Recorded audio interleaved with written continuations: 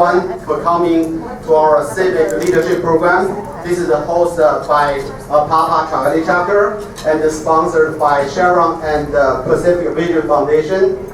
And without their support, and we would not be here and have this opportunity to talk with those school board. And first, I'd like to pass the mic around.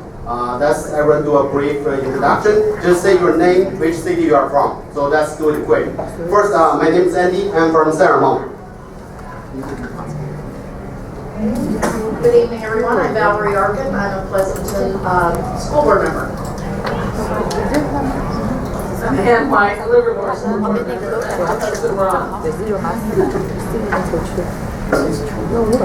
Hi, I'm Megan Rouse from Dublin School Board. Good evening, Ken Vince from the San Juan Valley School. Hello, Masha Polanco, APAPA Tri-Valley Board member. Jamie E. Hinsky, Pleasanton. Hi, Ian Edwards. I'm with APAPA East Bay chapter. My name is Joe Tandy, a former Daly City School Board member. Michael Young, San Francisco APAPA. Anthony Ng, Pacific Vision Foundation. Chun Shao from Dublin. Rich Gazzega, San Francisco APAPA. Phil Kim, San Francisco. Xinchuan Huang from Ceramon. Jennifer Sinton, Denmark.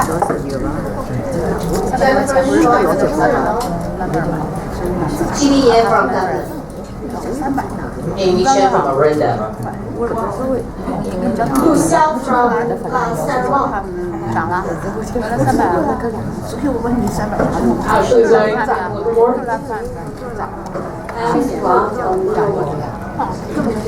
Alright, my name is Huiling Song, singer song, from Pleasanton, turns up Pleasanton.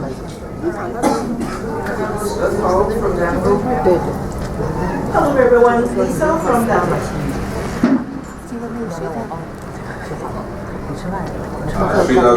Commissioner Stanley Martin. Emily Lee from Ceramon, thank you. Nolan Chen, Ceramon. My name is Jing Zhu from Ceramon.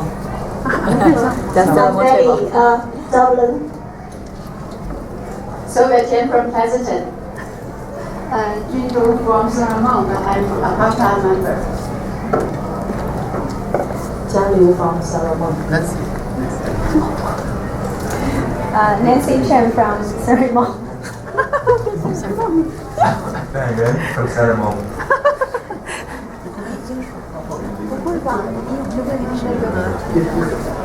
Sha Luo from Ceramon. Okay, thank you everyone. And today we are very honored to have, now I know it's 6 school board members here. And we have 4 speakers and 1 from each major school district in this Tri-Valley. And before we let them speak, I'd like to bring Anthony come here. And Anthony is the executive director for the Pacific Vision Foundation. They are the major sponsor for this event. So that's give a round of applause to Anthony. Thank you. In fact, I'm just the biggest cheerleader for Andy. He do all the work. And actually, later on, you all will have to do all the work. The only thing that I want to re-emphasize is be in this room and have a voice so that you know what's happening, then you're being educated. So whatever you advocate is based on clear information. And why I feel that way, I just had lunch this afternoon with the chair of Blackberry, John Chan. And he said something that he also went through this. So he also said the same thing that I steal from Andy. Be on the table or you'll be on the menu. I'm repeating myself, but I think it is important for you to be in the room first, because otherwise, if we're outside the room, we have no right to complain, right? So now we get educated and then we can change something for better. And I just want to thank you, your participation on a Friday night to spend your time, particularly the speaker, giving in such a generous time to educate all of us and let us know what is the right thing to do. Thank you. Thank you, Anthony. And today I see a lot of new faces, so let's give everyone a brief introduction about this Civic Leadership Program we do. And this is a monthly program. We have this every second Friday every month. And next month when we move because of tax day or Friday, and then we move to the maybe third one we're still discussing. For this program, it's more train the people to more get involved, to get learn the civic process, and because majority of the API in Chile, they moved in within the past 15 years. Like the population of API Asian Pacific Islander jumped from 5% to like 20% in the past 15 years. So a lot of API moved to this area. Majority of them are not born, raised here.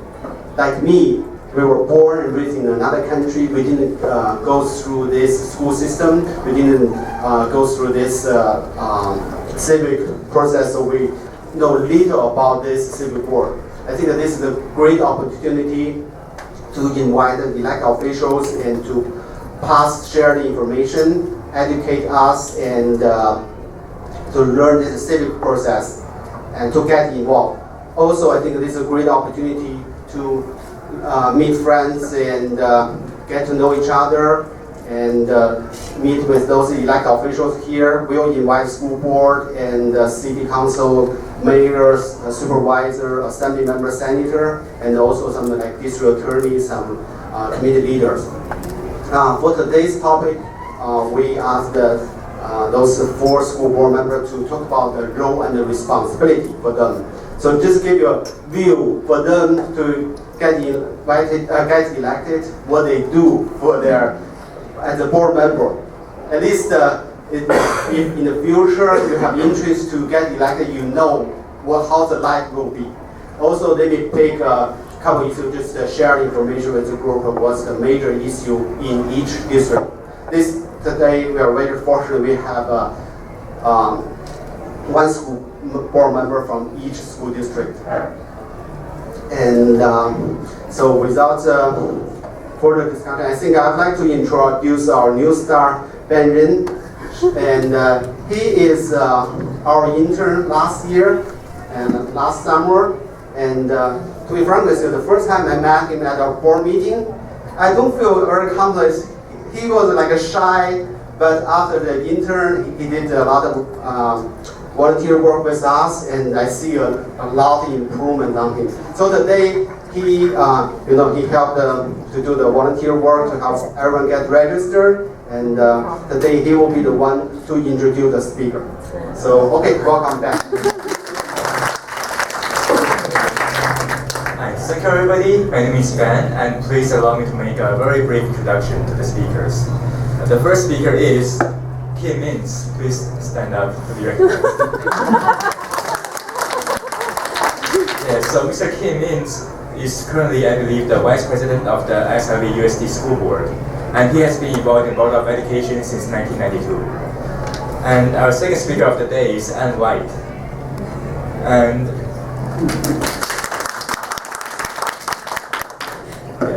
she is a member of the Livermore School Board, and she has been involved in there since 1990. And our third speaker today is Megan Rouse.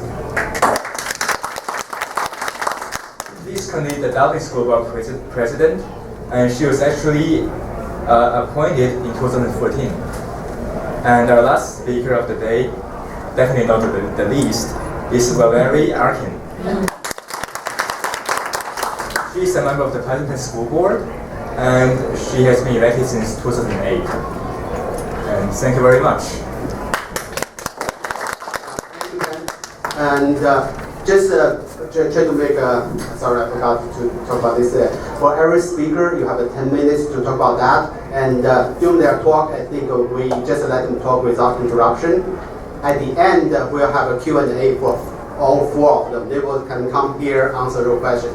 And for APAPA, we are a non-profit, non-political organization, so we can just educate people, but we cannot get involved, support, or endorse anyone, just let everyone know. So first, Ken-Mins, you're the only male here for the school board. Last time we have 3 female board members. Thank you. Okay. Thank you. So Andy told me generally what he wanted us to talk about, and I'm still trying to understand, so it doesn't sound like a quiz. So maybe I'll take my 10 minutes a little differently. It was mentioned, thank you. I started on the Board of Education in San Ramon Valley in 1992, which is a long, long time ago. But I wasn't on the board the entire time. In 1992, I was looking to get more involved in the community. I was already on the San Ramon Parks Commission. Started that in 1988, so I already had some involvement with the community. But as my daughter, the older of 2 children I have, was just getting into kindergarten, 1st grade, I was trying to decide how I should get more involved, and particularly in her life and what's important for her. Well, thinking back to my own background, I grew up in New Jersey on the East Coast. And my father was on the Board of Education when I was growing up. And I spent a lot of time at school board meetings. We didn't have a student member in our district. Each of our high schools provides a student member for part of the year. We didn't have a student member, but I spent a lot of time at the board meetings and listening to the conversations. And so when I was thinking about how to get involved, I called up my father, who was then living in Texas, and told him I was basically going to try to follow in his footsteps. So it's kind of like the family business. and you can even hear, the tears over the phone. He really appreciated that I would consider something like that. Because what he told me on that conversation was, yes, I could have considered something like the city council, because I was very involved with the city of San Ramon.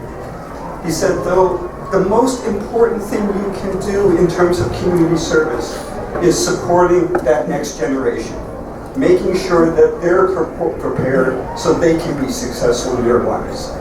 And so I stepped into it. I was on for 1 term through 96, and at that point decided I just had too much on my plate. So I decided not to run for re-election and did not get back on the board. I stayed very involved with schools, but I did not get back onto the board until 2009. So a 13-year gap in between. And as many of you may know, Joe Buchanan, she was on the assembly. She was chair of the education committee. I served with her on the school board. When she went to assembly, I took her seat for the remaining 2 years of her term, and then I stayed on for the next a few years after that, so been on since. Just in terms of roles and responsibilities, that first step for any kind of elected position is recognizing that you have to earn the position. You're going to have to run for election. And that's something that I've always shied away from, the campaigning part. I don't have a problem speaking in public, but in terms of going door to door and getting, asking people for money to run a campaign and those type of activities is not something that just comes naturally, at least not to me. So it was only once I got the seat that I felt more comfortable that I can now serve the community. One of the things I think you'll hear from each of the speakers is, on something like a Board of Education, there is a lot to learn. Generally it's said it takes pretty much the first couple of years just to ramp up, to understand, particularly here in California with the education code. There's so much involved. You're basically on the board of directors of a business. San Ramon Valley has 32,000 students. We have a budget of about $330 million and about almost 3,000 employees. When we count all of our different employees, that's a pretty good sized business. And as a board member, I have 1 vote of 5. In fact, I was reading to elementary school kids last week for Read Across America Day. And I was trying to explain to them, what is a school board member? And I said, well, one thing is, basic requirement, you have to learn how to count. You have to know math. And they were all first graders, they know math. I said, the school board, you have to know how to count to 3. I explained that, okay, there's 5 members. None of us individually have any authority at all. We can't tell anyone to do anything. We have to convince at least 2 other board members before some action takes place. You kind of hope to do things by consensus, but if it comes down to a vote, 3-2 is going to win. So that's basic math. The basic things that a school board member does, and I'm sure each of the speakers will talk about it a little differently, we are advocates for public education. We are, within our community, as part of, being a democratic republic, we are the representatives of the community, determining what's best for our students in terms of their education, but we're representing the community. And so advocating back and letting people know what's happening with our schools is an important aspect. The business aspects, though, oversight of budget. Like I said, our budget, $330 million. It's always an issue. Even in good years, school budgets are very, very difficult. We're responsible for setting policy and setting strategic direction. And then one of the most important aspects we have is we have basically, in our case, 3,000 employees. The school board basically has 1 employee, and that employee is the superintendent. And one of the most important things we get to do is choose who that superintendent is. During my tenure, I've been involved in helping select 4 superintendents over time. And knock on wood, we've made some pretty good selections in our case. And have been very, very pleased. All different types of folks, and the kind of folks that would be good for a superintendency in San Ramon wouldn't necessarily be good for a superintendency in West Contra Costa and Richmond area, for instance. Different issues, different environments. And so identifying that person, who then is basically your CEO of your school district, to implement that policy, to follow through, to make sure that we set policy and then we watch to see how it's implemented.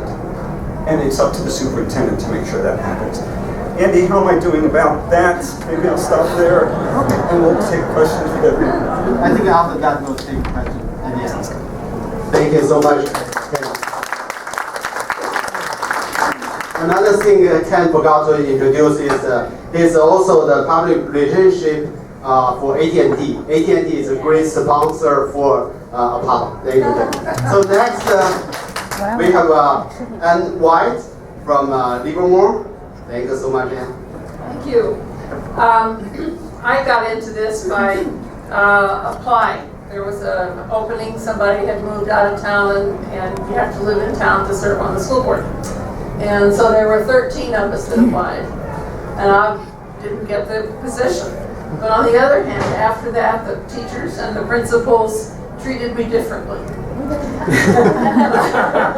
I thought, there must be something to this. And I had been very active in a parent support group in Livermore, and so I was well known by people who are likely to vote.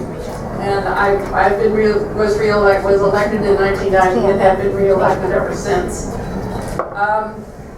When we talk about what schools are all about, the first thing that schools do is keep our children safe. They spend 6 or 8 hours at school every day, and they need to be safe. I once heard a talk by the Secretary of Education of California, and she said during her time there was one of those terrible earthquakes, and the schools were in several places a shambles. And it was her job to get portables brought in so that the students could start going to school. Because the parents are of no use if they're worried about the safety of their kids. So as soon as the schools got up and running again, the parents could be participating in the rehab of the community and putting it back together. But until you get the schools together, they were not thinking about the community, they were thinking about their children. In the United States, the schools, and we're talking TK-12 schools now, have 2 main purposes. And in Livermore, the way we say one of them is to prepare students to thrive in a changing world. We don't know what it is going to be like. I don't know about you, but when I was in high school, we do jobs now that nobody even thought of. So we need to provide people, teach people to think, how to react to what's going on today and not what happened yesterday. We need practical things like teaching them how to take out mortgages, how to be nutritious, how to lead a healthy lifestyle. But one of the other important things we do is to teach them active, participating citizenship. It's been said that when they were writing the Constitution, and Thomas Jefferson was saying, we can let everyone vote, he was challenged, but not everyone knows enough to vote. And he said, then we must teach them. That's why we have schools in the United States, to teach them to be active citizens, to responsible citizens. And if we run our schools correctly, the students will have an opportunity to practice that, because they participate in activities, they make decisions in their classrooms by voting the majority who gets to vote, the majority who gets their way. And one of the things that you need to do, I think, to become active in civic areas and in any part of clubs is to learn a little bit about Robert's Rules of Order. Because if you don't know, somebody who knows more will use it against you. It's the way we make decisions in committees and decision-making bodies. And there's 4 principles that are associated with Roberts. Now, Roberts was a colonel at the Presidio in San Francisco in 1850-something. And it was after the gold rush had brought all of those thousands of people to San Francisco. They had, the miners moved off to the gold country and the others stayed in town. And they were from all over the country and all over the world. And they all had different notions of how to run things. So the commander of the Presidio asked Colonel Roberts to write a set of rules. And so he wrote Robert's Rules of Order, and it's been written and rewritten ever since. But basically it says that everyone will be treated with respect in conversation. The majority gets its way, but the minority gets to be heard. And they usually do that by calling for the no votes in a business meeting. Also, Robert's rules say that you do one thing at a time. If you notice, if you can't decide, you have to take action to stop talking about it. Put it on the table for next time. And you also only consider yes or no votes. You never say how many want red, how many want blue, how many want green. You say, do you want red? Yes or no. Do you want blue? Yes or no. Do you want green? Yes or no. And there's a skill to putting out the proposal so that it does what you want it to do, but not too much else. And that way you get more votes. After the country was put together in the 1770s, whatever, Horace Mann, it was famous for going through Massachusetts on horseback, so the legend goes, and setting up local boards of education in Massachusetts. And that's one of the reasons we have locally elected boards in the country, is because it worked.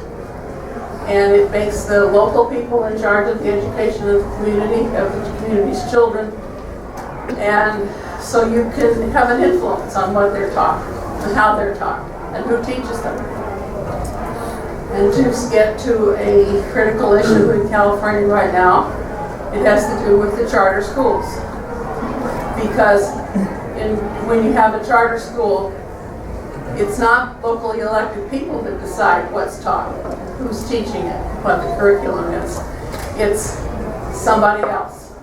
And it can be a corporate board in Ohio can decide what's being taught in California schools. And sometimes the money that would be put from the state into the charter school gets commingled with the money from other sources. So if there's a board in Ohio that also has a school, and and is responsible for your charter school, who's to say that the California money doesn't go to Ohio? That's something to think about. So I think the issue with vouchers, with charter schools right now, is who's going to be in charge. Locally elected officials, elected board, or a corporate board from who knows where.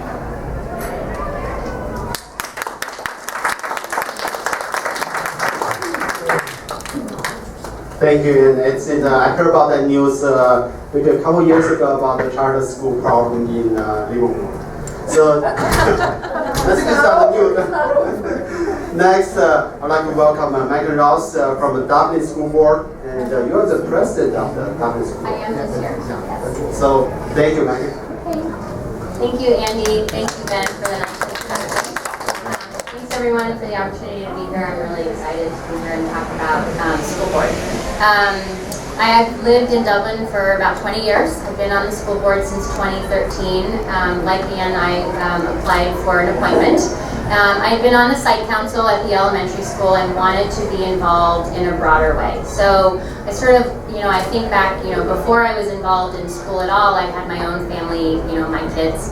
And then as I got involved in the school site, and many of you probably are as well, you start to think of the entire school as your family. These are all of our kids, and we have to watch out for them. And then when the opening came up on the school board, it was an opportunity to think of the entire district as my kids and as my family. And I try and use that as a guiding principle in all the decisions that I make. And I think of each and every kid as my own kid with the same high regard.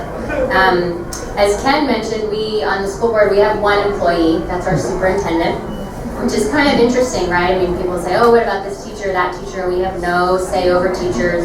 We don't pick principals. We don't even pick assistant superintendents. We pick the superintendent. We recently selected Dr. Boozer, and she started this summer. She's fantastic. And she's been doing a fair amount of hiring because we had a couple people retire. And so that's an example of how she picks those people, and we support her in those decisions. Some of our roles, we are advocates of public education, and also specifically, for our own district. We advocate with the city, we advocate with the state, and also at a national level.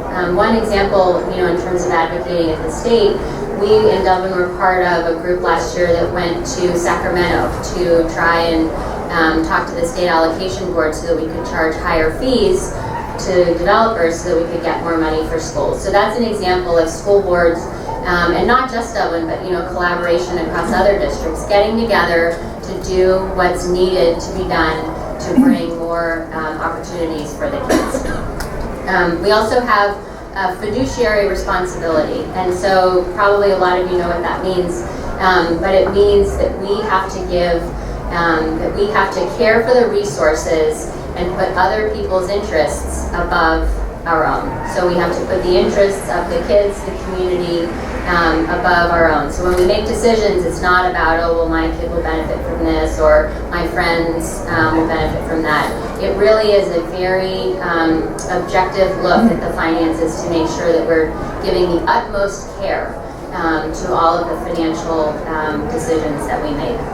I think somebody mentioned also that we set policy and strategic direction, which when I first got on the school board sounded like a bunch of fancy words, and I honestly did not understand what they meant.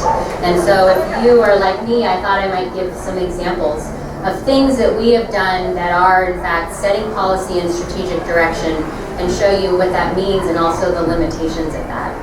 A couple of years ago, or some time ago in Dublin changed the graduation requirements for high school.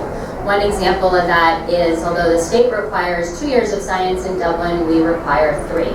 And in fact, we found that 70% of our seniors take science. So we actually have quite an interest in science. But that's an example of the board saying, we want to add this graduation requirement. Science is very important. And then that was the end of the board's involvement in that. How they offered science, which science classes are offered, how they brought in electives and other things. That was the job of the high school, the teachers, the administrators, in collaboration with the folks at the district office. So that's sort of an example. Another example, and actually is to talk about math. You know, when we moved to Common Core a couple of years ago, we sort of stretched out the math progression. And I don't know if some of you guys have noticed, but it's different now than it was, say, 5 years ago. And one of the things that our board has directed staff to do is to offer other acceleration points and offer opportunities to compress that again. And so there's this Math Placement Act in California, which says that every student has to have the opportunity to accelerate and be in the math class where they belong. And so within that framework, the school board directed staff to provide those additional opportunities for the students to accelerate, to be in the classes, to make sure the system that put them in the classes was objective and fair to all students. But then that ended our involvement in that decision. And they brought back a plan that said, these are the classes that we're going to offer. These are the times during their middle school career at which they can accelerate. This is how we're going to evaluate who should be in what class. So that's sort of an example of, we said, we had the big idea, so to speak, of we want to offer these opportunities in math. But it's up to the superintendent and staff to say, well, this is how we actually do this job.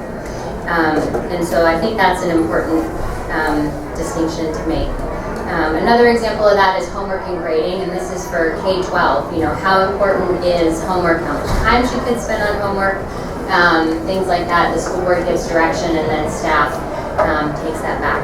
Another one, just one final example, is the calendar, right? So we shifted our calendar, and that was school board direction to say we want to have first semester end before winter break. That's basically what school board said. And then staff went and worked with the teachers and the teachers' union and to figure out what the actual calendar would look like. They bring it back for board approval, but at that point the board isn't saying, oh, well, I think we should do this day instead of this day. That's not the level of detail. So hopefully those examples give a little bit more to the set policy and strategic direction, but don't actually do the job function that we have as school board. And then you asked, I think, to address some of our biggest concerns, or biggest things that we're thinking about. And in Dublin, I have to say, we think about growth. So over the last decade, we have doubled in size from about 5,000 or so to about 10,000 or so. I think we're now at about 10,500. And in 7 years, we will be at 17,000. So our growth is tremendous. Part of it is the area, part of it is the schools. But whatever it is, they are coming, and we have to really figure out how we're going to address the needs of all of those students. One of the things that we're working on right now is a second high school. We are actively looking for land for the second high school, and we are moving forward with those plans. But we also have, we have maybe 2,000 kids who are coming for high school in the next 7 years. We have 4,000 that are coming for K-8. So we can't forget about K-8. We have to address the needs of all of our students. But I would say that's one of our biggest challenges right now, is making sure that we meet the needs of our community and that we can meet the needs of this growth, while at the same time making sure that all the kids that are here continue to have that safe, well cared for experience, that they continue to have access to all of the learning opportunities that have become the hallmark of our district and the surrounding districts. Thank you. Thank you, Megan. Yeah, I think it's Dublin grows really fast. Every time I drive by, I see the new house coming up. So there'll be a lot of need. Next, I'd like to welcome Valerie Arkin, the school board from Pleasanton. Thank you so much, and thank you again for inviting me here tonight. I really appreciate it. I feel honored to be here. I'm Valerie Arkin, Pleasanton School Board member. I've been on the board since 2008, so I was just re-elected in my third term last November. And I got involved on the running for the board. I ran for an open seat. I had been very involved in my community with a lot of things. At the time, I had a child in grade school, a child in middle school, and a child in high school. And very actively involved in all of the school levels with my kids, volunteering in the classrooms, being on committees, and all sorts of things. I was also a library commissioner for the city of Pleasanton. I was appointed by the mayor, and I was currently a library commissioner and loved doing that. And I did that for 8 years and turned out with that. And I was also on the board of the Tri-Valley YMCA. And that, I really admire the why and what they stand for and their advocacy with youth. So I was very involved with them. And then I started getting a lot of pushing, I guess you could say, by some community members. Some city council members said, you know what, you should run for the school board. There's going to be some open seats. You would be really good. You do all this work already. And I'm thinking, oh gosh, three young kids and doing everything I was doing. But then I decided, yeah, why not? I really was thinking it would be great to have that kind of, do that kind of decision making for our kids, and I really, all of my volunteer work kind of centered around that. So I decided to go for it, and I ran and I won. I won a seat. My advice to anybody running is have an army of volunteers to help you, because that's what it takes. Just like others have mentioned, knocking on doors and campaign donations are big. For, the more people you know, the better, and the more people you can get to help you, the better. So that would be one word of advice for me. In our district in Pleasanton, I would say, and I guess it's the disadvantage to going last because a lot of things are already said, so I don't want to repeat a lot of things, but things specific to our district that's going on right now, I think Ken mentioned, and Megan did too, I believe, and all of you did, that we hire the superintendent, and that is one of our biggest responsibilities. And we right now in Pleasanton are going to be hiring a new superintendent. So we have an interim in place right now till June 30th. And we have a search firm or recruiting firm that is going to help, specific to education, and going to help recruit a new superintendent for us. So that's one of the big things going on right now with us. The other thing is we passed a general obligation bond in November, this past November for our district. So there is money specific in that bond that will pay for a new elementary school in town. So facilities are a big concern. I think Megan mentioned that in her district, and we have some similar concerns with that. So we are already starting on the path of doing that. It's kind of a long process, but that's another thing we're doing. Other things, one of the initiatives that we have, I think Jamie, we're voting on it next week, is a new initiative with one of our high schools. They're going to kind of pilot it, kind of an access period, and a block scheduling, kind of a modified block scheduling in one of our high schools. So it would just have kids on 2 days out of the 5, one day have half of their classes, the other day have half, and have an access period embedded in there where they can get extra help, they can do, there's going to be options for them. It'll actually be a class, but there will be options on what they can do in that class. If they need extra help or can study or can read or all different things. So that's going to be voted on next week, actually. We opened a STEAM preschool last year, and I think Anne had mentioned 21st century learning. I think that was you. Yeah, and that's something that's something that we really promote in our district as well. So we opened a STEAM preschool last year. And let's see, the only other thing I would mention, I don't think has been talked about too much yet, is community involvement with your school board. And it's one thing I always encourage, because we are elected by our community, and we are supposed to be representative of our community. It's important for us to hear from our community. And sometimes people don't know how to do that, don't want to do that, don't think they're going to have any impact. And I think you do have an impact with that. We get lots of emails. Jamie, and probably the rest of you can attest to, when there's a big subject a big item on your agenda coming up, sometimes you will get a lot of input from community, emails and phone calls and that sort of thing. I meet with a lot of people in person too, over coffee, and they can tell me what they think about something, and we all take that into consideration when we make our decisions. We got to do what we feel is best for our students, for all of our students, but we do need to hear from people. So I would encourage you in your communities, get involved and go to school board meetings if you don't mind, and getting up and speaking in front of a group and giving your opinion, because we really do value that. And that's what we are supposed to be doing, representing our community. So I think I'll leave it at that. Thank you very much again for the opportunity. Thank you, Valerie. Each school district has different major issues here. And today we also have a very honored guest, Jimmy Yi. She is the first elected APA in the whole Tri Valley. So she has served the community for more than 8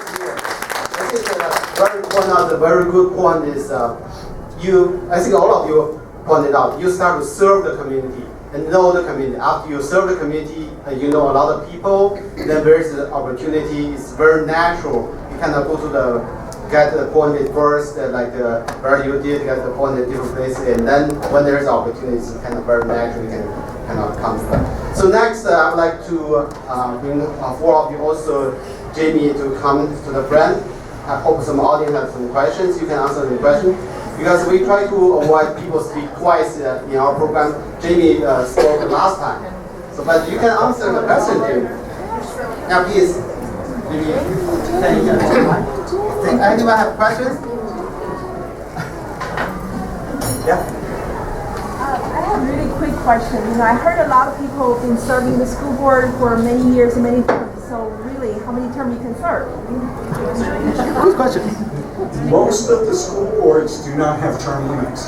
I don't know of any that the school board that has term limits. Other positions, depending upon different regulations, might have term limits, but school board doesn't. I notice a lot of controversy at times about term limits, particularly when you got like the state legislature. But it gets back to being, representatives of the community, and so these are all 4-year terms, unless you've been appointed midterm. So 4 years. At that point, the community decides if you should continue or not. You might want to, but the community may decide otherwise. And it's really up to individuals. If you don't like what you see, that's really a spark of motivation to get involved yourself, either in someone else's campaign to convince them, or to step forward yourself into the arena as it is. Thank you. Yeah, so this is for San Ramon question. You mentioned about the budget, $330 million for 32,000 students. So I would divide it like $10,000 each kid. So for this budget, how much percentage from state or from federal? I'm just curious. Okay, well, you're asking about San Ramon, so I'll start, but I'm sure we all have.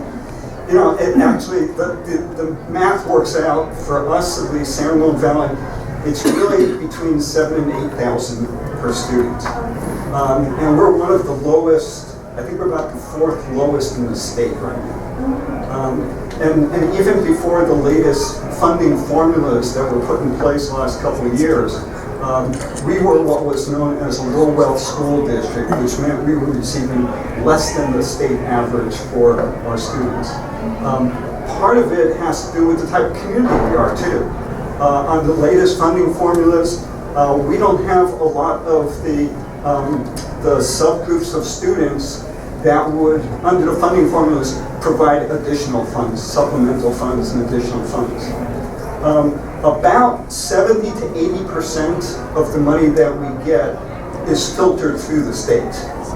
Okay, and then there's a very small amount that comes from the federal government for things like special education, some transportation funds, some special Title I type of funds, depending upon it being your student population. And then I believe in all of our school districts, we also unfortunately have to rely quite a bit on the good graces of our local community in terms of donations and passing parcel taxes and bonds because the state just does not provide us enough. I just wanted to echo that the federal funding is very, very, very small to a school district budget. Right? You guys know? Yeah. I would echo that, and I would also say this is an opportunity for us to potentially advocate at the federal level. The federal government is supposed to pay 50% of all the special education costs that we have, and they absolutely do not. They pay more around like 10 to 15%, and so every year we do a transfer out of the general fund, out of that per pupil amount, and we transfer it into the special education fund because of course we're going to educate all of our children and give them what they need. But that's an area where the federal government is woefully deficient. And then I would also say, in terms of the per pupil amount, it's just really small. And so we try and come up with creative ways to do the most that we can with the resources that we're given. And obviously more would be more. Yes, since Prop 13, the only way the districts can increase their revenue from their local people is to pass taxes. And we can talk. Say what Prop 13 is. Oh, that's complicated. But it was 1988, It was right? 70. I voted on it when I was pregnant, and the child is nearly 40. It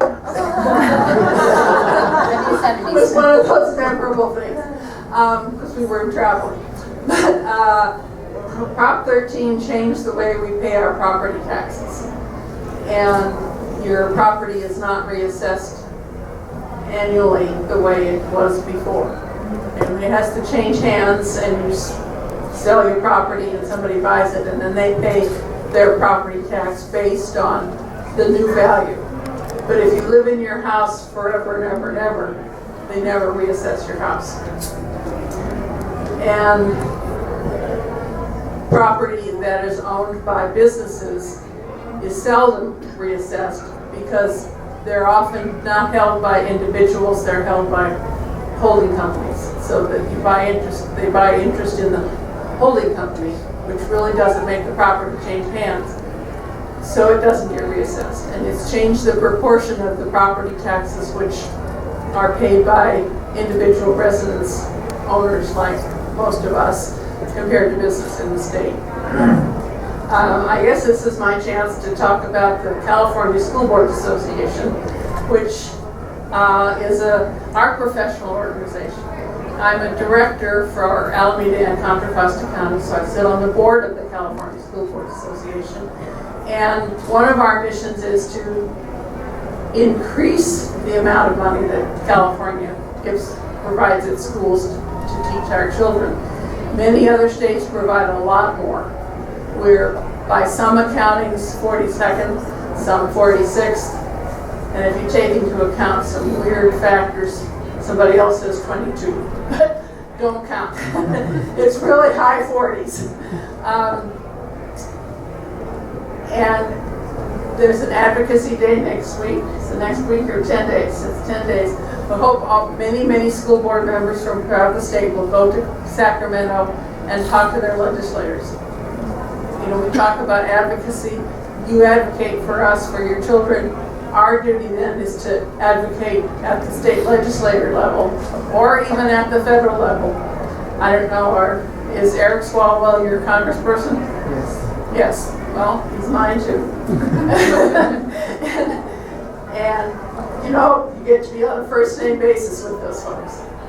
And you tell them that you need more money and you need them to pay their 40% of the special ed costs that they promised when they passed the law. And you tell the local folks, Catherine Baker in our case, and Steve Glazier, we need more money. And that's part of our responsibility. And we're hoping it counts, just the way when you talk to us, we try to listen. We hope that they'll listen too if we say it long enough and loud enough. The California School Board Association advocates for adequate funding each year, and Jamie's on the committee to talk about each bit of legislation to see how it affects our children in our schools. And we also provide professional development training for school board members, so that when you get elected, that Wednesday in November after you got elected, you get a letter from the California School Board Association really soon thereafter, inviting you to come to a new board member training. And throughout the year we have training in finance and curriculum. And I had a webinar on Wednesday about charter schools. So it's acknowledged and recognized that school boarding is different. I don't know if I You remember the question, One question.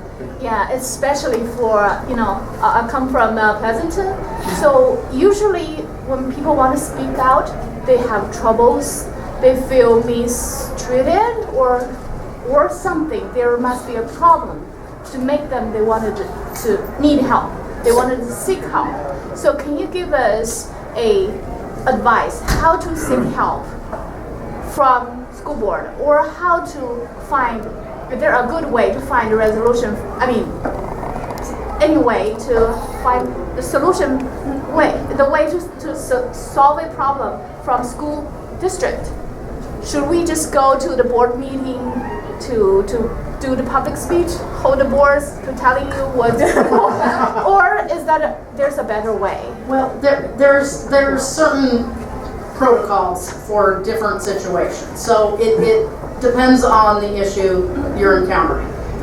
For instance, if it's something specific at a school site, for instance, an issue with a teacher, a principal, a fellow student of your child's, or something like that, you know, it wouldn't be proper to go straight to the school board because we don't get involved in that kind of thing. So that would be going to the principal, going up the chain of command, going to the district office, to one of the directors if you're not getting it settled at the school site, that sort of thing.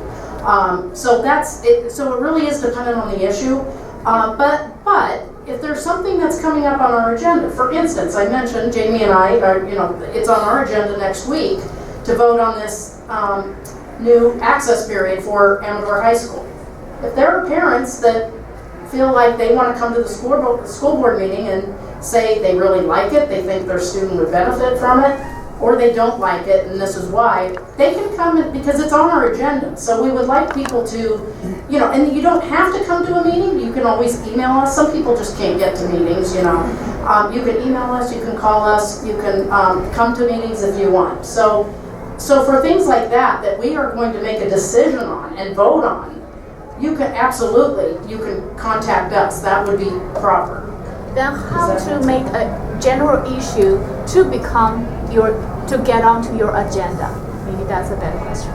How to make a general issue to get on your agenda? Okay. Well, again, it would depend on what it is. If it is something that would be in our purview of voting, a school board voting on something like that, you can always talk to somebody at our district office, talk to our superintendent, one of our assistant superintendents. You can come to a school board meeting and even say, this is, I think, an important issue for this district, and I think, I would like to see this be on a future agenda. You can do that. There have been people that have done that. And, our superintendent takes that into consideration. The board is this something that, we should get involved in, or is it something that's not quite our responsibility? But some things have ended up on the agenda that members of the public have suggested. So there is a way. That's cool. Thank you. Tribal demographics are changing, and they're changing pretty fast, right? So especially the diversity see across within the Tri Valley within the last 10 years, it's like a magnificent change. So these like school boards are working anything to cater the needs for these diversified homes. I can talk about this. Sure, I'll go after you. I appreciate the question. We were both in a meeting yesterday in San Ramon talking about this issue. As you may be aware from newspapers, if you're not from San Ramon, we had some racial issues come up at a couple of our schools. And we take a lot of pride, I think, across the entire valley. Ann said it best in her remarks. One of the highest priorities that we have in the school board, sure, academics, but it's the safety of our children and making sure that they feel safe to come to school, to be in school, because that's the only time that they're really going to be able to focus on their learning and being successful. And there are a number of things going on these days in our whole environment across the nation that are making our kids feel unsafe. And part of it is, the whole issue of diversity in many different forms, whether it's racial, cultural, religious diversity, gender diversity. All of these issues seem to be rising all at the same time right now, and a lot of questions being asked about it. In our district, we're taking a number of different actions. One is, as part of our staff development, our professional development, all of our teachers are being taught about culturally response to teaching. So really it gets down to, it doesn't matter who the child is, we want to focus on their individual needs, and we need to understand what their needs are. part of it comes down to recognizing the differences in culture, differences in religion, and all the other things, and being able to recognize as a teacher the impact that's going to have on, when you're in front of your students, the kind of impact that they're going to feel. Are they going to feel safe in your classroom if you're talking about them in a way that you might not think of it in terms of being derogatory, but to them it's against their tradition, the way that you're saying something. So recognizing the differences is one of those key things. Just last week, we had a full staff development day. The whole school district was off. We had all 2,000 of our teachers and classified employees at the gymnasium in Monte Vista to listen to Terry Roberts, who was one of the Little Rock 7, dealt with segregation in the 1950s. And it just didn't start and stop with his speech to the entire staff. It went on to different workshops where, again, our staff at all levels were dealing with the questions of how do we handle these kind of issues. Again, it comes down to recognizing everyone, respecting everyone, but making sure that our kids feel safe. Just a couple things to add on to that. We also in Dublin, like all the other school districts here, we celebrate the diversity. And as I said, we have grown a lot over the last decade, and and we have become much more diverse. Our community is much richer because of it. And we also have professional development that focuses on cultural awareness and cultural sensitivity.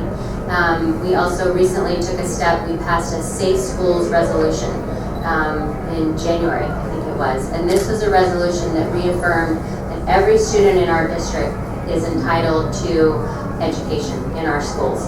And we discourage anybody in our schools from wondering where people are from or what their immigration status is, or asking those questions, collecting that data.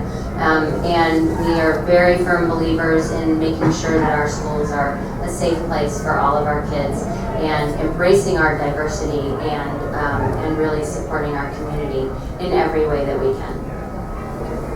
Yes. I don't know, a lot of you might, or some of you might know this, but I actually work in an unincorporated part of Alameda County where it's very poor. So I'm around, the black and brown issues every single day.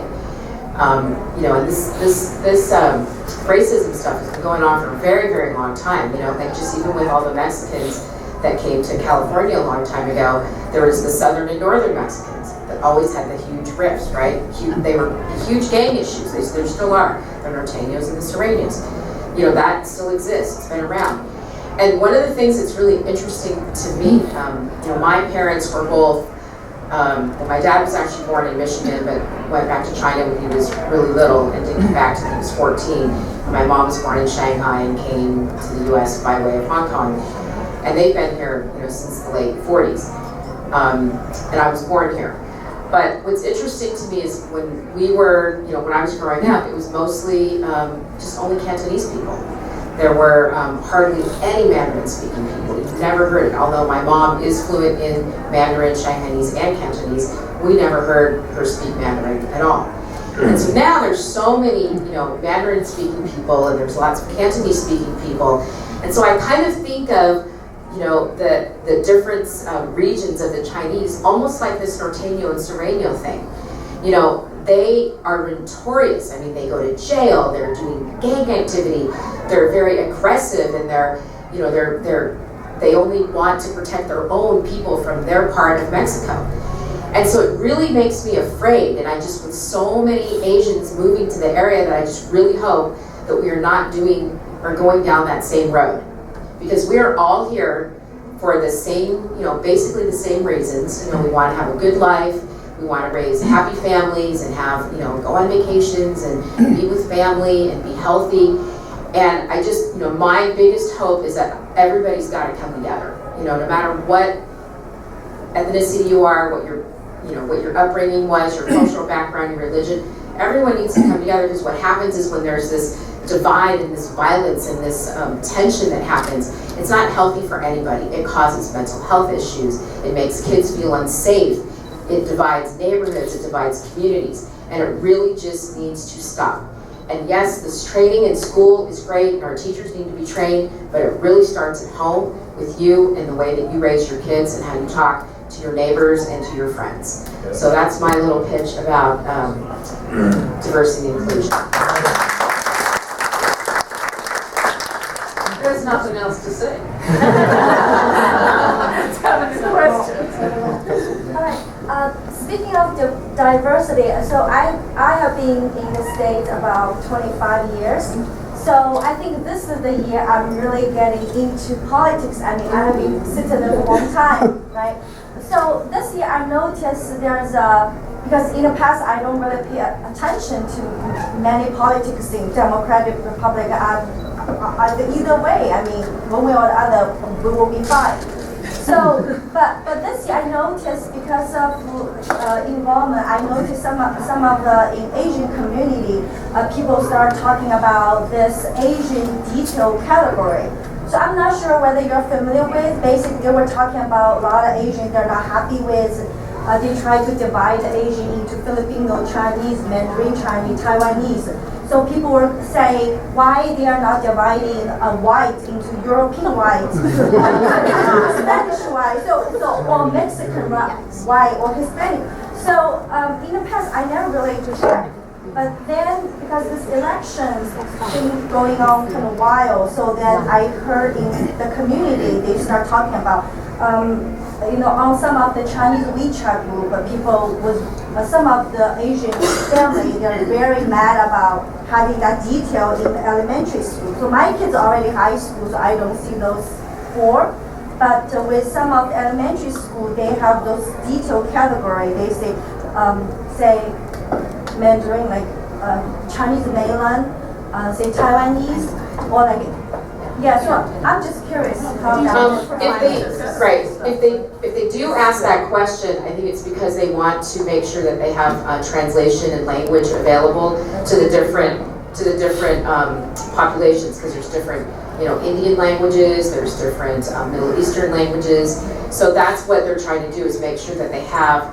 Because districts have to track it, because if you have a certain amount of population, enough population in one language, you have to provide translation. It's required by law.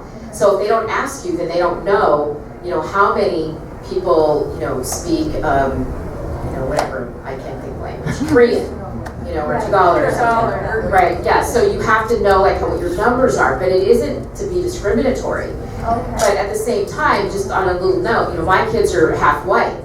Yeah. So when they do those tests, they have to say what ethnicity they are, they check other.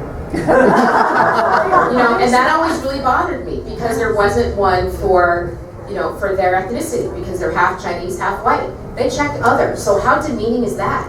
And I just never had the time to try to go get it fixed. But maybe when I retire, I might take that on, because I don't think it's right. But you have to pick your battles. But I don't think that they should not feel discriminated against. So here again, if people would just ask somebody the question instead of sitting around in the coffee shop somewhere gossiping about why something has happened and automatically feeling like you're being discriminated against when you're not. There's a reason behind every question that gets asked. So ask us, and we'll tell you. Because 9 times out of 10, they have misinformation. But actually, I'm sorry. But actually, there is a lot of concern and afraid to be discriminated, because everybody let's think logic. White, African American, and Hispanic. They're simple. They have only 3 categories. Only Hispanic have yes or no, right? But Asian have so many categories. Why? We're doing profiling. Are we going to, especially talking about Taiwanese and mainland China, we almost speak the same dialect. We use the same language. We're the same, and a lot of Taiwanese is coming from mainland China because of the overruling party things. But doesn't matter. It's not our business. Like my kids, they born and raised here in the United States. They don't even care about China at all. My country, of course, they don't care about that. But why they has to be labeled as Chinese only? And actually, their grandma is from Ukraine. So, why should we? Well, you know, actually, this is something that isn't widely known, and I don't know how, like, 100% it's true or not. But I think it is actually true because when I'm thinking of the source. So I know somebody who's a school board member who's very, very close to Tom Torbenson, who was our state superintendent of education, right? He's the person elected at the state. And the question was, why is it that a lot of the data doesn't count, you know, Asians, doesn't show Asians? And he was really blunt, and he said, because if we include the Asians, all of our numbers of how well the students are performing would be skewed. So they don't want to count the Asians, because the Asians have usually better test scores. So they don't want to count it, because it will make everybody look worse than they already are. That was his real answer. So, you know, I kind of think it might be true. But that's what I was told. Yeah, and then people, sorry. I think she has a question. Okay, go ahead. Go ahead. Okay, so I have a question, a very general question, but I'd like to have Megan to answer that because I'd like to use that as an example because currently you mentioned about the second high school, right? Yes. So I'd like to know how school board work with the city council and other party resolving this issue. I just want to understand the process in general, just for education purpose. Sure. So it's a challenging process. And one of the reasons it's challenging is because land is so expensive.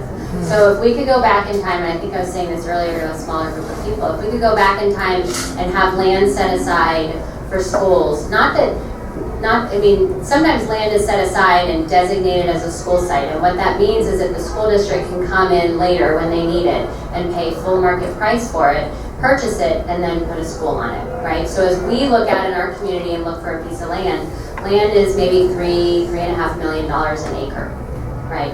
So land is very, very expensive. It's a huge challenge.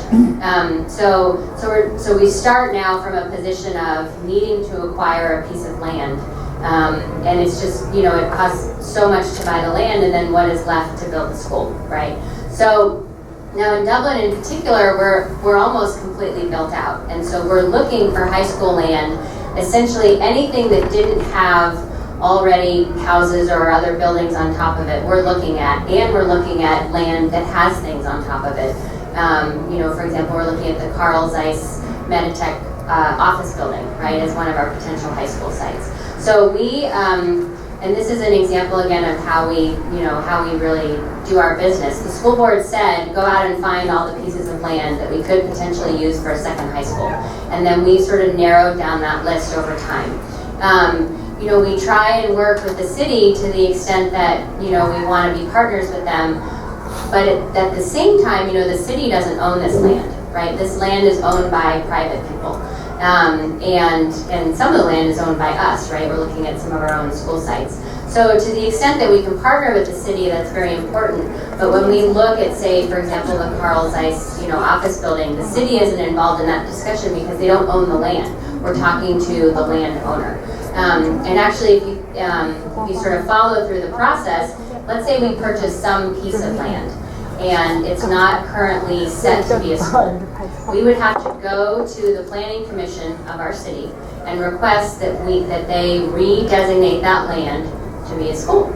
And if the planning commission says yes, then that's great. And if they say no, then we wait 30 days and we overrule them. If we have a 2/3 or greater majority of the board, and you know, 3 out of 5, not quite, so it would be 4. 4 or 5 of us board members could vote to overrule that. Then there would be another part of the process where we would have to, and now I'm going to forget all the details, but there's another layer of that where then the city would have to say, yes, you have to go ahead, and presumably they would, to be partners with the school. But if they didn't, then the school board could come in again and say, okay, we'll wait our 30 days and we're going to overrule that as well. So the school district actually has considerable authority to acquire land, but the real challenge is the finances. So for example, you know, we're building a school right now. This doesn't pertain to the second high school, but it pertains to other schools. We're building a K-8 school right now on the Jordan Ranch land. And this is land that we actually got through the city. So there was sort of this three-way transaction where we had a negotiation with the developer, and then the developer gave parkland to the city, and the city turned around and is leasing it to us for $1 a year, right? So we are putting a school on top of a piece of land that we did not buy. And that saved us, with the 12 acres, that probably saved us $36 million. So that's an example of how we really work together with our Dublin City Council. We're trying to actually do that deal on another piece of land to put another K-8 school, and that one is not going as smoothly. So that one we are still talking with them, but we are still very hopeful that they will give us that land for the same lease arrangement, $1 a year, which would allow us to put another school on another piece of land and save us $36 million. But the high school, the city doesn't have land to give us high school land. So we're pursuing that independently and trying to work in partnership with them in the places where it's appropriate. Does that answer your question? Yeah. Let me just add a little bit from San Ramon's experience. Many years ago, back in the 80s, the City of San Ramon and the school district started working together on a number of different efforts. So when you go into San Ramon and now into Danville as well, every single school site is also a city neighborhood park. And it's a joint use agreement that runs that. Now the school district holds the land and it's all school district property. However, the city helps to maintain it and schedule the fields and things like that.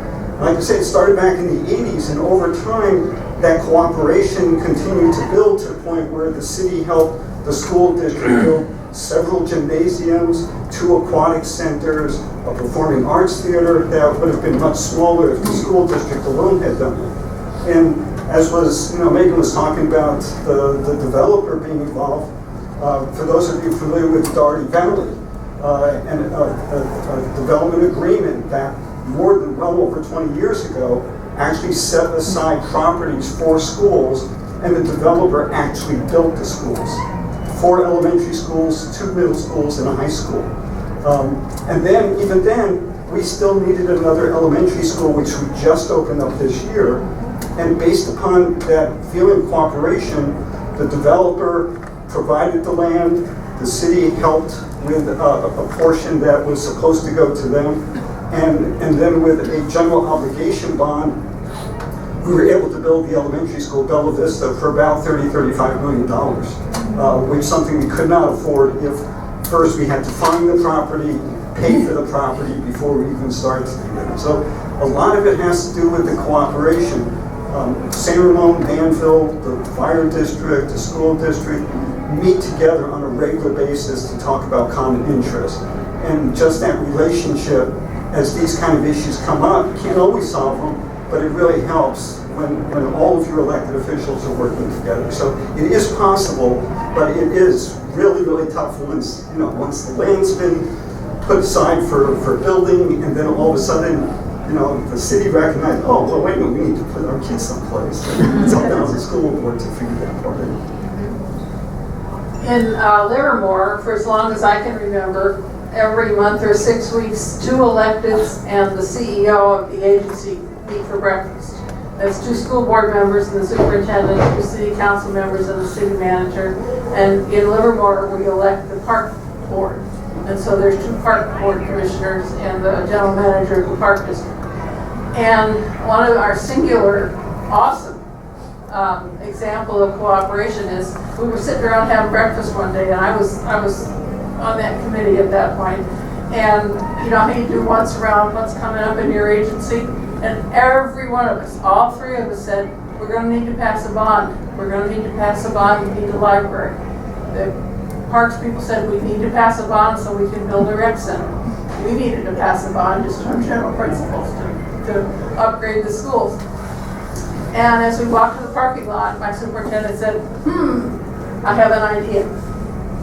At the next meeting, it was all decided. We were going to have a 3-agency bond.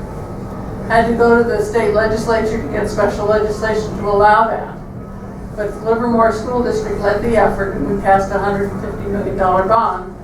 The parks people got a rec center, which is a block and a half from my house. We did a whole new library, state of the art, 10 years ago, but it's there. And the school's got their 110 million of libraries and upgraded lights and just everything, greenhouse. So, you know, but we continue to meet every month or 6 weeks on breakfast, and sometimes there's things to talk about and sometimes there aren't, but we keep meeting. So maybe we can have one last question. Okay.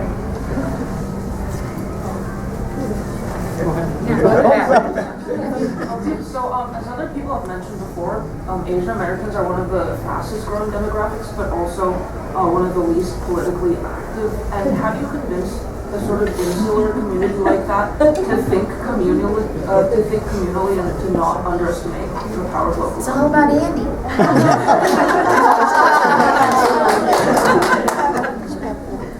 I don't think I could convince folks to be active, but I will offer myself out to talk to anyone who is even remotely interested in getting involved. There's a lot to learn, and you know, this has been really informative, but you know, spend an hour with one of us over coffee, and I'm more than happy to meet with any of you anytime, tell you everything I know, give you a long list of things that I still don't know, but give you some advice and point you in the right direction, and hopefully encourage you, because I think the more voices we have, the better decisions we make.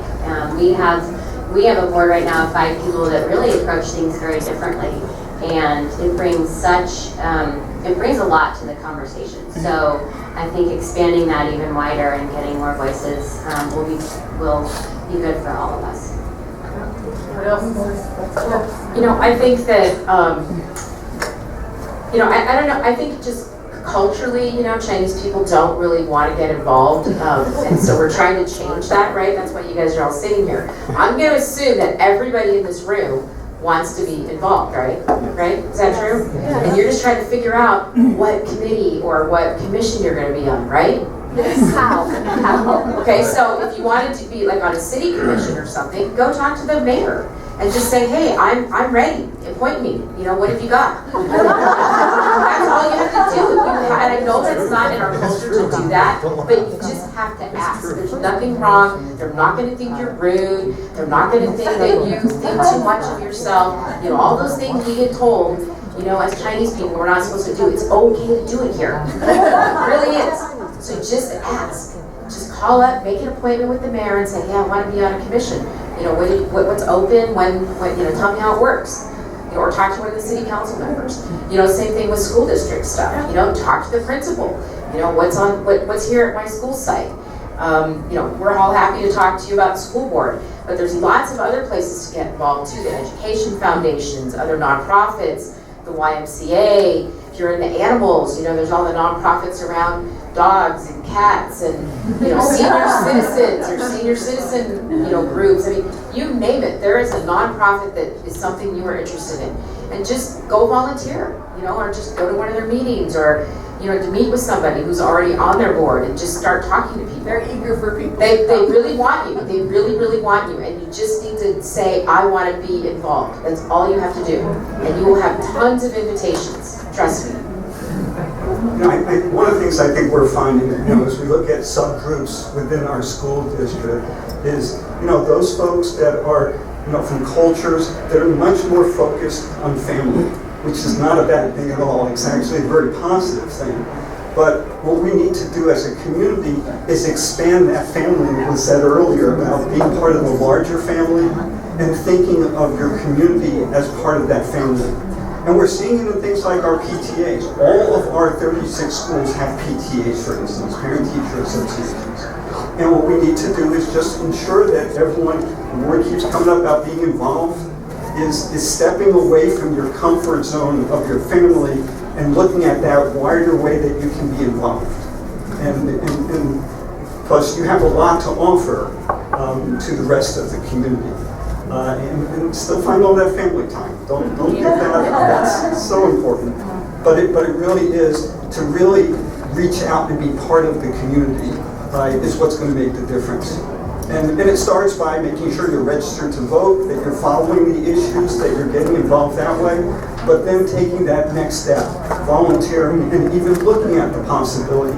You know, when you've got those issues that, you know, are really you're passionate about, chances are someone else is going to be counting on you for that passion. And so just being passionate enough about it at home and kicking the dog isn't good enough. You know? I really have to come out and get in front of a microphone sometimes. So often we hear that the newcomers to America don't grasp the personal participation that's okay. We are told, and I haven't seen it particularly, but I've been told that newcomers send their children to school and they think everybody understands at school and it's perfect, and that they can't influence what goes on in school, but they can. Your teacher went to school to be a teacher, but she may not be perfect. There's a possibility that her teaching could be improved, or there's something that she's not aware of that's impacting your child. No one's going to speak up for your child but you. So, it's something you're expected to do here. You can't just say, I send my child to school and it's all perfect and it's out of my hands. It's never out of your hands. You're still get and are expected to speak up for your child, and that's where it starts. Anything else? The only thing I would just kind of add on to, Jamie kind of mentioned it, about getting involved is just whatever, find your passion. Whatever your passion is, get involved with. I got involved with the Library Commission because I really supported libraries. I got involved with Tri-Valley Y because they focused on kids a lot and kid programming and wellness issues and things like that. And then that kind of morphed into my school board role. But find what you like. There's something for everybody. So I would encourage all of you to do that. And you'll enjoy it. Maybe we can take a quick question. Yeah, go ahead. Just quick. Oh, are you okay? Last question. Go ahead. Sorry. Okay. I should ask it earlier, but because I think too much, so I lost my chances. Thank you for giving me another chance. This is a question for Ken. I moved to Saramon 1 year ago. One of the reasons that I moved to Saramon is because of the good schools. So thank you very much for your good work and experienced work. For 25 years, not mentioning good training in your early childhood. After I moved to Saramon, I found that there's also a big expansion in Saramon, especially the east side of Saramon. And there are lots of new buildings. And of course, many families moved here because of the good schools. And I noticed that the number of students in the Doherty Valley High School is almost 3,000. And I guess it's originally built as for 2,400 students. Oh yeah, and I know there are lots of portables there. I wonder what's the cap for that school, and what if the portables cannot have so many students in, and sorry. So again, something particularly Dublin has this issue, yes. The enrollment growth that we've seen in the area. And what we found is all through the economic downturn, 5-6 years, we were seeing growth in our school district of 500 to 1,000 more children each next year. What we're seeing though is, for us, it's been something of a bubble, because what was happening was, it wasn't because more houses were being built, it was because a couple would be moving out whose children had already, they're empty nesters, children have already grown, they move out, and a young family moves in. Right. And particularly from a culturally based perspective, we're seeing a lot of multi-generational families moving in, because a young couple with young kids couldn't necessarily afford $1 million plus a house out in the Doherty Valley. So what we're seeing was a number of families with grandparents that helped pay for the home. Their children move in with the young children. And now, instead of having a community where we're expecting maybe some middle schoolers and high schoolers to be moving in with a more, advanced age family, instead we're having kids starting in kindergarten, even 2 or 3, even younger, getting ready to come in. What we've seen over time, though, is it's been kind of a bubble. And so the bubble right now in the San Ramon Valley, at least, has hit the middle school ages, and we're seeing a lot of our growth there. Elementary school, we're actually starting to see a decline. And at high school, the bubble hasn't quite hit yet. So we're expecting Doherty Valley, for instance, to get up to about 3,600 students in the next 2-3 years. And so we just added, I know Dublin just, is building a new building. We just added a wing of 8 classrooms in addition to the portables at the Doherty Valley High School. So trying to account for that growth. The other schools are also very, very impacted right now and will be for several years. The one thing I'd add, though, is when we look at our demographic studies of what's coming, to make is when not to build a new school. Even when the community gets very upset about how many kids are in a school, because you at the same time are not going to want us to spend 30, 40, 50, 60 million dollars on a new school that 5 years from now is going to close because we don't have enough students to fill it anymore. So we have to be very, very careful in terms of how we project our student population, where we place them, and then one of the most fun things that we get to do is changing boundaries of schools, because it gets everyone in the community upset with us. So we try not to have to do that too often, but that's another thing that happens with that balancing act. So families in the Doherty Valley did not want their children to have to leave the Doherty Valley to go to school. So things like that. Yes, I know Doherty Valley High School is very high-end and kind of the college level high school. I do like it, and it's hard to build another, a second school like this. And but I wonder if it's possible that we may have some extended campus or even taller buildings, so that more students can in, not just in the portals. That's the type of thing we're constantly looking at. So, for instance, again in Danville, San Ramon Valley High School. Right now, for the next 2 years, 50 of the classes are in portables, as we've knocked down a portion of the old school, and we decided we're building a 3-story classroom. So the classroom building, about 50 classrooms to replace it, but doing it in a smaller way so that we can start adding the kind of amenities that our other schools have got, which is like a nice quad area. And the town of Danville, like I said, good friends, but they're very upset about how many students are parking downtown, and the businesses aren't getting enough parking spaces, so they want us to be able to take care of more of our student parking. So we deal, as school board members, it's amazing sometimes the kind of issues. You would think, okay, we're going to talk about math, we're going to talk about the next generation science standards and those type of. No, we're talking about things like what kind of food gets served in the cafeteria. Because if we serve the wrong food, it's going to come out of our general fund budget, and it's going to be another expense that's going to take away from the classrooms. We have to be very careful about that. How many buses we have. All of these type of things come into play in the school. Thank you, Ken. I think, Thank you. You know what? Thank you all of you. This is I heard a lot. For school board, a lot of people in our community think you guys, this is your full-time job. You earn a fortune on this. So I think I want to answer really quick. Just how many hours you spend each week on school board, and what's the stipend for that? Let's start from you, Mother. Let's quick. Well, the stipend per education code, it depends on what your student population is. So in Pleasanton, we get $400 a month.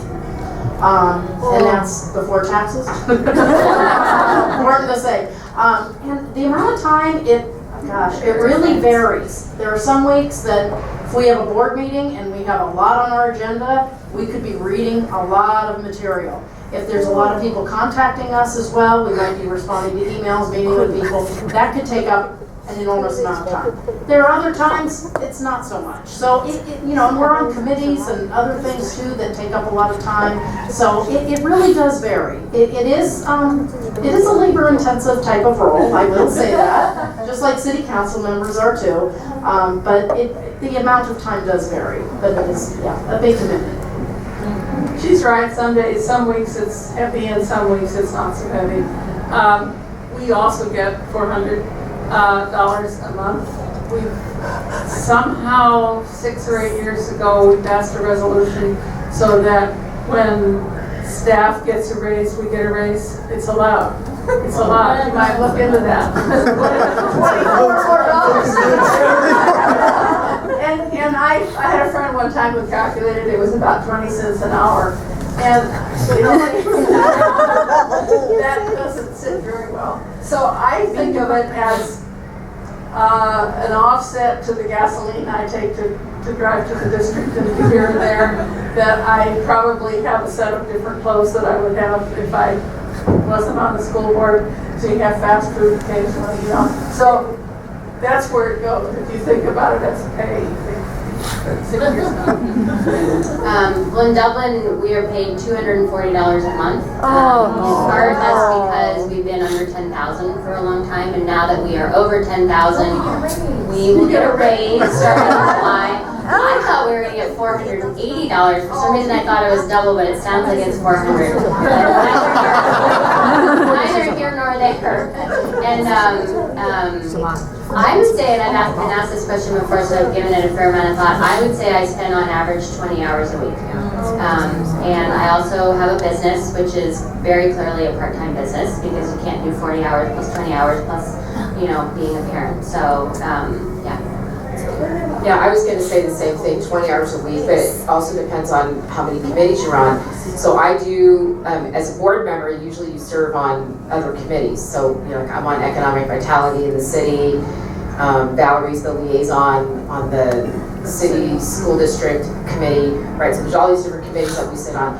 And then I also, you know, on leadership team stuff in the California School Board Association. So just to give you an idea, I figured I spend about 20 hours a week as well.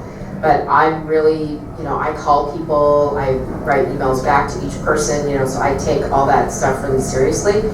But I also, just to give you an example, in the month of February, I took 3 vacation days from work to do school board stuff, right? And this month, I'm also taking 3 days of vacation from school board. It's only March. I've already used 6 days of vacation.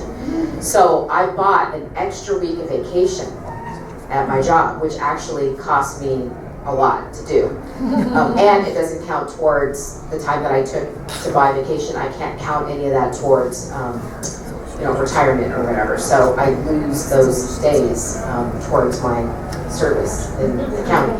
So it really does cost, you know, you money to be on the school board. And like Ann said, you have to buy different clothes because you have to go to stuff. You know, we go to fundraisers, spend our own money, all that silent auction stuff that we do. You know, we spend our own money, right? You know, the kids want you to buy this and that they're fundraising for. You spend that, right? I mean, so it's way more than you really think. I've never really added it up, but that's not really why we do it. Yeah, we do it because we like it. You know, we just it's my. I mean, people always go, "What do you do for fun?" Well, I don't know. I think meetings are kind of fun. But you have to think meetings are fun. Otherwise, you'd never do this, right? So it is a huge commitment, and you know, people always say that school board members are probably like the biggest, most thankless elected job there is, because whatever you do, you can't make 100% of the people happy. And it's really emotional because it's about kids and teachers, and it's, you know, it's really difficult from that perspective.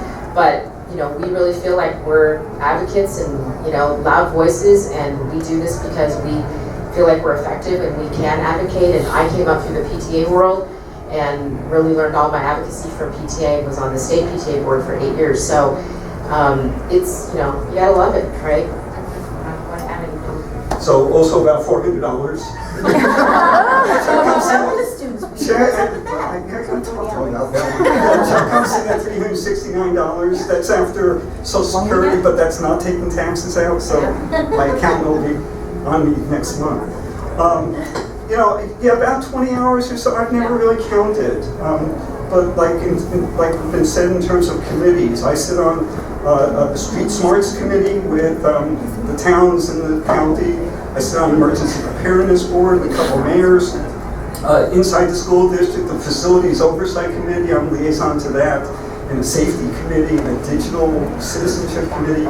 So all of those take a little bit of time, but you know, the other side is we get to visit classrooms. We get to see kids learning. And I'll tell you, you know, I'll take the long nights and even the mad people, angry folks at meetings and that type of thing, because like I said earlier, last week, I got to visit 3 different classrooms during Read Across America Day. I read to 3 different schools. I read at 6 different classrooms. And just being able to sit down for a few minutes, it's kind of like being that grandparent, you know, you get to give the kids back, you know, as opposed to when you're just a parent. Well, you know, you get to visit, you get to see learning taking place. And I'll just maybe conclude with one quick story from one of those classrooms. So the book I brought with me, it was called Boris Ate a Thesaurus. And it was all about use of synonyms. And each page in the book, you know, there would be something that described different synonyms for different things. Like he's excited, he's enthralled, he's, you know, that type of thing. And then I finished reading the book, and the kids really liked it. And the teacher asked one little girl, "Can you please show Mr. Mintz to the office so he can now leave?" And one kid says, "No, don't show him, guide him to the office." And someone else said, "No, bring him to the office." And someone else said, "No, escort him to the office." And I gotta tell you, it made my day. Because it said, not only were they listening to the story, but they were thinking about it. And it meant something. And I'll tell you, that, at the heart of it, being on the school board is what it's all about. It really comes down. Oh, here we get the candle. Is that like your favorite? Yeah, that's also one of them. Congratulations, you're like the most favorite. Yeah, thank you again, everyone. That's again another round of applause. And thank you all for the participation. I think it's night time and it's a little bit past 9, so we last a little bit longer. And I think like they suggested, go ask them. They have their business card and they get your contact in the future. Try to find time, have coffee with them. I think they'll be happy to have a coffee with you. So I think that thank you everybody again.